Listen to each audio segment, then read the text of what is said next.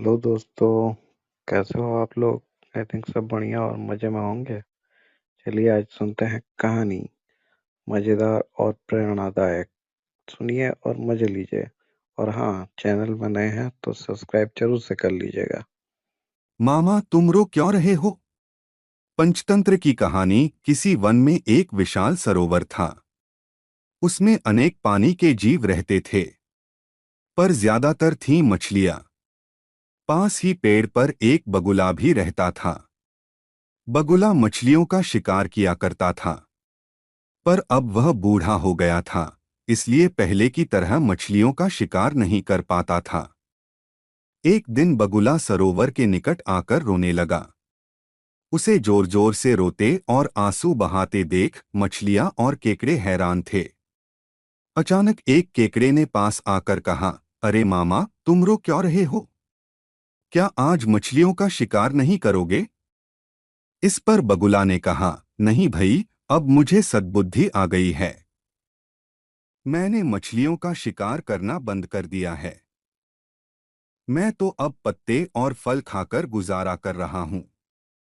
भला बिना बात मछलियों को मारकर पाप का भागी क्यों बनूं? लेकिन मामा, फिर तुम यो रो क्यों रहे हो, आंसू क्यों बहा रहे हो? केकड़े ने जानना चाहा। असल में बात यह है कि अभी अभी मुझे पता चला है, इस साल वर्षा बहुत कम होने वाली है। इस सरोवर में तो वैसे ही पानी कम है। वर्षा न होने से तो यह एकदम सूख जाएगा। फिर इस सरोवर में रहने वाले जीवों का क्या होगा? सोचकर मेरा कलेजा फटा जा रहा है। बगुले ने दुखी होकर कहा। केकड़े ने यह बात सुनी तो एक दिन बातों बातों में उसने मछलियों को भी सब कुछ बता दिया। सुनकर मछलियां घबरा गई। सारी मछलियां और केकड़े मिलकर बगुले के पास गए और पूछा, अब आप ही बताइए, इस समस्या का समाधान क्या है? बगुला बोला, यहाँ पास ही एक बहुत बड़ी झील है। तुम लोग चाहो तो मैं एक एक करके तुम्हें वहां पहुंचा सकता हूं। इस पर भला मछलियों का क्या आपत्ति हो सकती थी? केकड़े ने मछलियों को समझाया, देखो, बगुले का स्वभाव तो ऐसा नहीं है। यह कुछ कुछ ज्यादा ही हमारा हितैषी बन रहा है। इसलिए मुझे तो दाल में कुछ काला नजर आता है। लेकिन मछलियों ने उसकी बात नहीं सुनी। बगुला रोज एक मछली को चोंच में दबाकर ले जाता और दूर एक चट्टान पर पटककर मार डालता और खा जाता। ऐसे ही एक एक करके कई दिन बीत गए।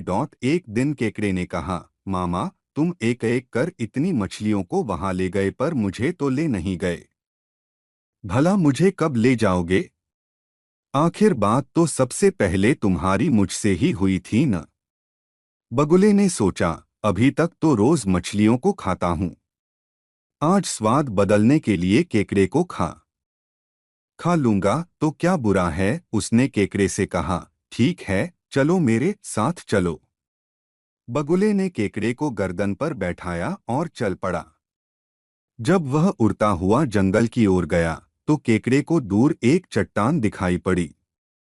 उस पर मछलियों के डैने बिखरे हुए थे। वह सब समझ गया। फिर भी उसने बगुले से कहा, मामा, वह झील तो नजर नहीं आ रही। अभी वह कितनी दूर है? हम कब तक वहां पहुंचेंगे? बगुले ने कुटिलता से हंसते हुए कहा, सुनो भई केकरे, वह झील कहीं नहीं है। मैं सब मछलियों को एक एक करके इस चट्टान पर लाकर खा जाता हूं। आज तुम्हें खाऊंगा। तुम सचमुच मूर्ख हो जो तुमने मेरी बात पर विश्वास कर लिया। केकड़ा बोला, हाँ मामा, मैंने मूर्खता की जो तुम्हारी बात पर यकीन कर लिया। लेकिन मूर्ख तुम भी हो कि अपनी योजना पहले से बता दी, अब भुगतो। उसी समय केकड़े ने अपने दांत बगुले की गर्दन पर गड़ा दिए। कष्ट से छटपटाता हुआ बगुला जमीन पर आ गिरा और मर गया।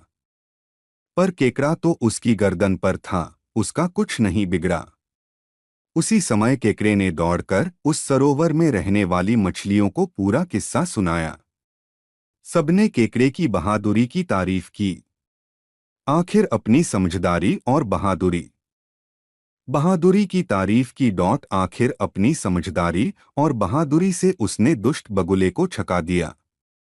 कहानी कैसे लगी मेरे प्यारे दोस्तों? अच्छी लगी तो लाइक शेयर और सब्सक्राइब जरूर कर ले। आप लोग लाइक करने में बहुत कंजूसी करते हैं दोस्तों। शायद हमें आपके लिए ऐसे मजेदार रोचक प्रेरणादायक कहानियां नहीं लानी चाहिए। आप लोग न लाइक करते हैं न सब्सक्राइब, फ्री में सब होता है, फिर भी आप लोग कंजूसी करते हो दोस्तों। आपका ये बात हमें अच्छा नहीं लगता। हम आपको प्यार करते हैं।